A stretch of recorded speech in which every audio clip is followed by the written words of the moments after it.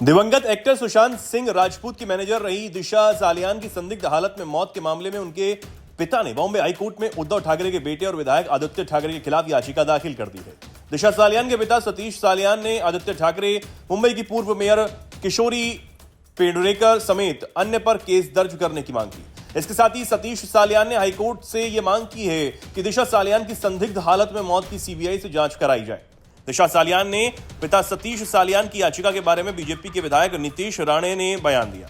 नीतीश राणे ने फिर दावा किया कि वो पहले दिन से कह रहे हैं कि दिशा सालियान की हत्या की गई थी, इसकी जांच होनी चाहिए। बॉम्बे हाईकोर्ट में याचिका दाखिल करने पर दिशा सालियान के पिता को पुलिस सुरक्षा दी गई। सतीश सालियान ने पुलिस से कहा कि उनको कोई परेशान ना करे क्योंकि अब किसी से बात करने की स्थिति में वो नहीं है। दिशा सालियान का शव एक बिल्डिंग के नीचे मिला था। आरोप यह लगता है कि दिशा सालियान की हत्या हुई और इसमें आदित्य ठाकरे का हाथ है। दिशा सालियान का संदिग्ध हालत में शव मिलने के बाद उनकी आत्महत्या करने की बात कही जा रही थी। खास बात यह है कि दिशा सालियान का शव संदिग्ध हालत में मिलने के कुछ दिन बाद ही एक्टर सुशांत सिंह राजपूत का शव भी उनके घर पर फांसी से लटका मिला था।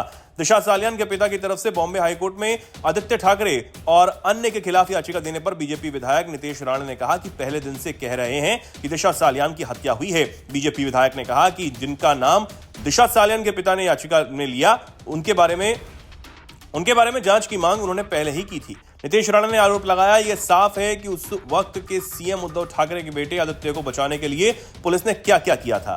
बीजेपी विधायक ने कहा कि अब यह पता चलेगा कि जांच के दौरान पुलिस पर किस तरह का दबाव डाला गया था। नीतीश राणे ने कहा, दिशा सालियान के पिता ने बेटी की गैंगरेप और हत्या का आरोप लगाते हुए बॉम्बे हाईकोर्ट में याचिका दी।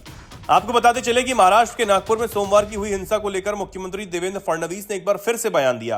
उन्होंने कहा कि हिंसा का एक भी आरोपी नहीं बचेगा। फडणवीस ने कहा कि किसी चादर पर कुरान की आयत नहीं लिखी थी, अफवाह फैलाकर जानबूझकर हिंसा फैलाई गई थी। महाराष्ट्र सीएम देवेंद्र फडणवीस ने विधानसभा में बड़ा खुलासा किया। उन्होंने कहा कि इसे हम दंगा नहीं कह सकते क्योंकि यह पूरी तरह से सुनियोजित था।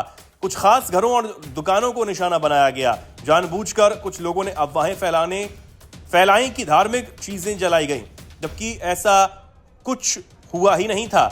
फडणवीस ने बड़ा खुलासा करते हुए कहा कि कुछ खास घरों और दुकानों को निशाना बनाया गया, जानबूझकर कुछ लोगों ने अफवाहें फैलाई कि धार्मिक चीजें जलाई गईं, जबकि ऐसा कुछ नहीं हुआ था।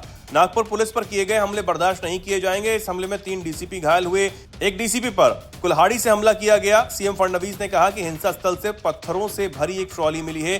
दंगाइयों ने खास घरों को निशाना बनाया था। हम निश्चित रूप से कार्रवाई करेंगे।